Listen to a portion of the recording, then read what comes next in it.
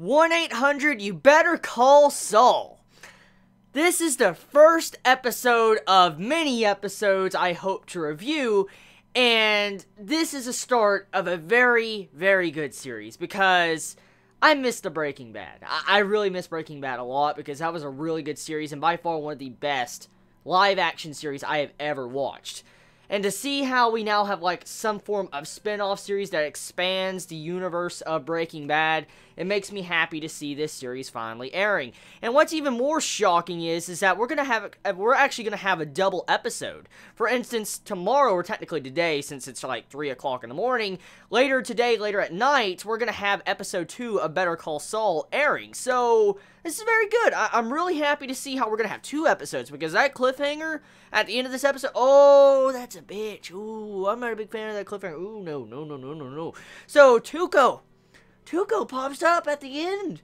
Whoa, that really took me by surprise. Like, I did not expect to see a character like Tuco pop up at the end of this episode, and I'm like, so this is what started it all. Like, this is what started Saul to get into this type of business, you know, a line of work with criminals and stuff like that. So, yeah, interesting. Like, this episode, for it to be about a different character besides Walter White, the Walter White or Heisenberg, it was a very, very entertaining episode. Like, you would think a series that really was well known because of Heisenberg and Walter White's acting, that it wouldn't be able to hold up without the character. But to see how Saul, really as a character, and his charisma as a character, was able to hold his own show, quite shocking, really. It really is shocking to see another character being able to hold the spotlight of, like, some sort of series that is similar to Breaking Bad. And I like the direction this series is taking, getting to see the struggles and the trauma and different things that, you know, Saul is currently going through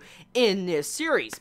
In this first episode, I have to say, a very, very good introduction of this series. I mean, walking into this series, to be honest with you, you don't need to really watch the Breaking Bad to actually understand Better Call Saul, which is a very good thing, because from the actual creator's perspective of writing this series, it's a very good move, because it can drag in more viewers to actually watch the series, along with more people to buy the Breaking Bad in the future if they continue to do references towards the Breaking Bad, which I noticed quite a few references to Walter White. Oh, those references, character appearances, and stuff like that, damn. So, this is really good. I like how they made Better Call Saul as a series to where you could start it without actually watching the previous material, for instance, the Breaking Bad. Now, from what I can tell from this series, it starts off before the events of Breaking Bad, because Tuco's alive, you get to see Mike in this episode, stuff like that.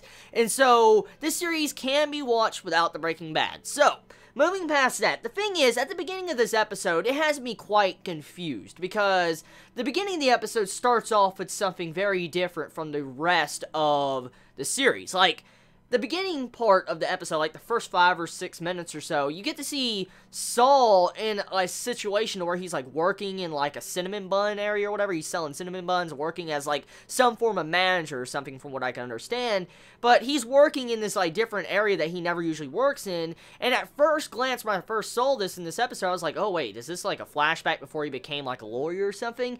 But then as it progressed, you find out, like, he pulls out this tape, and he was listening to one of his old tapes when he was a lawyer, like, you better call Saul, and I'm like, what the hell? So, from what I understand, is the beginning part of this series actually takes place after Breaking Bad, because I'm going to assume that overall little segment is when, you know, Saul went off on his journey and the ending of Breaking Bad. I don't want to actually spoil it if, you know, there's any newcomers to the series, but we know what happened to Saul at the end of the Breaking Bad. And I'm assuming that's exactly what happened to him. He was starting to work that job because, you know, he had to quit his lawyer business and stuff like that.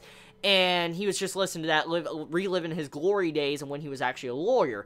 So, it's interesting to see what Saul has actually become, and I wonder if that ending is referencing maybe a future season of Breaking Bad, or maybe it might reference a future season of Better Call Saul that'll go past the events of Breaking Bad, which would be quite entertaining if it does, because this series can go on for quite a long time until the point of the Breaking Bad. I mean, we don't necessarily know how many years, like, back this takes place before the Breaking Bad. I don't think it's actually been clarified. I don't keep up with trailers and news and stuff, so I don't know if it's been clarified in articles or not, but from what I understand is, it hasn't been clarified if this series takes, like, 1 year before Breaking Bad, 2 years before Breaking Bad, 5 years. It doesn't necessarily, you know, clarify that. And so this series can go on for quite a while because there can be a lot of cases that happen in 1 year's time. And so I hope to see multiple seasons of this series because it has a great start. Saul as a character, it has a great personality that I like to see more of and fleshed out. And that's exactly why I think a lot of us are really hyped to see this series, because Saul was always a very interesting character in Breaking Bad, but he was a type of character that didn't get fleshed out as much as he should, even though he was fucking epic. And to see how this series is going to actually give him the spotlight makes me quite excited. So, moving past that, this episode, it sets up a lot of conflicts, as you can see. Like, Saul, we get to see his originating point, like where he started from, and he's pretty much broke in this, and it's quite shocking to see how Saul was in this episode compared to how he was in Breaking Bad. Like, he was just completely broke. He could barely even afford $3. Like, in this episode, he wasn't even carrying, like, $3 on when Mike made his shocking appearance in this episode. I'm like, whoa, Mike, whoa! Mike appears in this episode, and you see how Saul is like, Employee of the Year right here. I'm like, oh my god, Saul, you're too badass, right? He's making fun of fucking Mike, dude. Saul made fun of Mike. Yo, I wonder in Breaking Bad if Saul ever actually fought back that he met Mike, and what he would say if he knew what Mike was capable of. Oh god, dude. Like, what he said to Mike was priceless, because if you know Mike's character, you know Saul, and later on this year, oh god, dude. Like, you remember how much of a boogeyman Saul used to look at Mike as? Oh, dude.